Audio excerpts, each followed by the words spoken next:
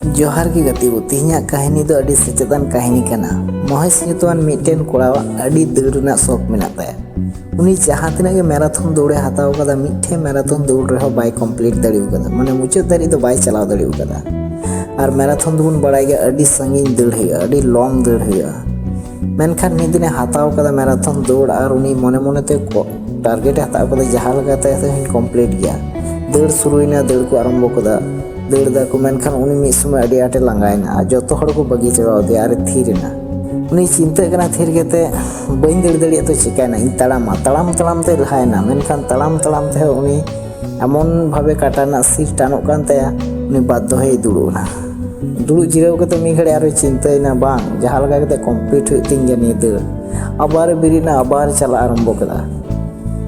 मिद समय उनी कंप्लीट केदा जतो हड़ को बगी चबाव दिया जतो हड़ खना तायम ना एनते रहो उनी कंप्लीट केदा। कंप्लीट केते अड़ी रस्के आइकाव केदा गाती को हराव केते हो उनी रस्के आइकाव केदा। ओनागे हुई कना आया लाइफ रना सबथेके अड़ी रस्के रना कथा अड़ी सफल आइकाव केदा। गाती को निये कहानी आंजम केते अब निये गेबन चेद दाड़िया जे हराव केते हो आम चिकाते रस्के से सफलम हुईना। निये को कहानी आंजम केते अब निये गेबन सेचेद दाड़िया से उइहार दाड़िया सफल जुदी आम हुयुग सनाय मे से सफल जुदी अब हुयुग सनाय बना ताहले अबुआ काटार ना धाप बै बै तेगे लहा हुयुग तबना कामी ना धाप जे आम मिद दम रे हठात करे तम दम लहा गोलना उनका दो बै बै तेगे लहा हुयुग तबना नेलाम ओना रेगे अड़ी रस्का मेना। मा तबे गाते को आरो बन ᱧᱟᱯᱟᱢᱟ नवा कहानी रे। जोहार गे।